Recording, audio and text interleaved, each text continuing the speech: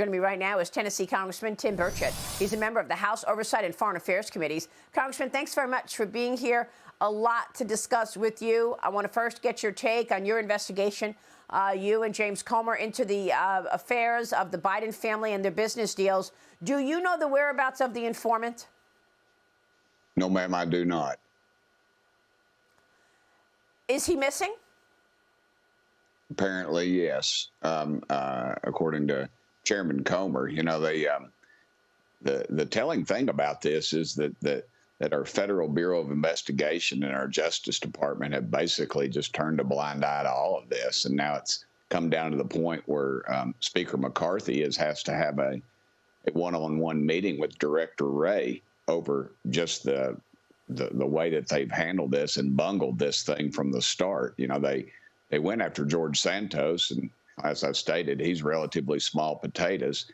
Yet when you have over 10 million reasons to look at this White House and what's going on and corruption and influence peddling, you even have a report that they've issued apparently, but they are not very forthcoming with it as well.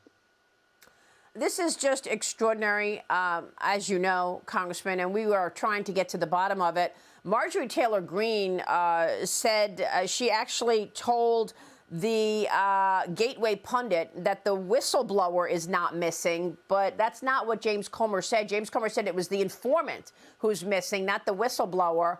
So I mean, does the FBI know that the informant is missing? Have you had any information from the FBI in terms of whether or not they're going to look into this? This is stunning, I think. Yes, ma'am. Again, what's telling is that the FBI doesn't give a rip. They're not. They've just basically sent a flippant return to us about our inquiries into this whole mess, and it just keeps getting deeper and deeper. You know, you've got the then Vice President Biden was lecturing the people of Romania about their ethics and corruption. At the same time, his son and his business associates were taking over $1 million from a Romanian who was basically under investigation for corruption. You know, it's an arrogance that goes beyond belief. I've said that when they went to mob school, I think they were asleep during money laundering, because they have obviously, you can follow the money. The money comes from Chinese nationals, from Romanians. It flows into business accounts. And it's very clear. They set up these LLCs after Joe Biden was vice president, and the money flows to them, to 9 family members. You've got grandkids involved in this, the minors. I mean, the whole thing is ridiculous, Maria. And for the Democrats and the national media and the FBI to apparently be in collusion together on this thing is even more telling. So we've got a lot of work to do. It's absolutely stunning. These are the most serious allegations leveled at a president ever, and the mainstream media just will not cover it. Congressman, you just said that this had to get to a one-on-one meeting between Kevin McCarthy and the head of the FBI, Christopher Wray. Has that meeting taken place yet, or is that meeting ahead? No, ma'am. I believe it's happening this Thursday. And I was surprised it took so long for him to get to it. Commissioner Wray, you know, they've just given us, as we say, the Heisman. They've pushed us off everywhere we've gone, and this is another example of that very, very same thing.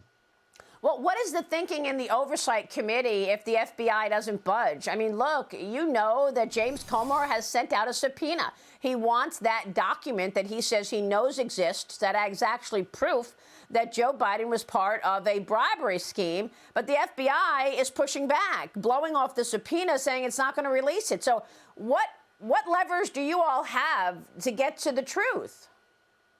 We have the power of the purse, Maria. The Congress is this country's checkbook, and we can start cutting funds to the FBI. They've bungled so many cases as of late, and they continue to do so. And their arrogance is such that I think it's not the rank and file FBI agents. They're generally very patriotic Americans, and I know many of them in my area. And they are hardworking, patriotic folks. It's this top level of arrogance that we've seen, and it is the swamp. It does exist, and And that's what we'll have to do. We'll have to start cutting their checkbook a little bit just to get them to the table, if that's what it takes. And I'm for that, because they have they've just not done their duty. Well, this is all extraordinary. You know, you have confirmed to us what James Comer told me yesterday, that the informant is missing. He's gone missing. We have no idea why. You have confirmed what James Comer told me yesterday, that the FBI and White House are obstructing justice. And you're telling me that there's a one-on-one meeting with Kevin McCarthy and Christopher Wray so that the House can actually push back on the FBI and its lack of curiosity and its lack of work on any of this. So we're going to be following it. You're talking about arrogance. What about the arrogance of nonstop spending? We had 40-year high inflation. The president says he's going to resume these debt ceiling talks with the House Speaker tomorrow. Here's what the president said. Watch this. It's never as good to characterize a negotiation in the middle of a negotiation. I remain optimistic because I'm a congenital optimist.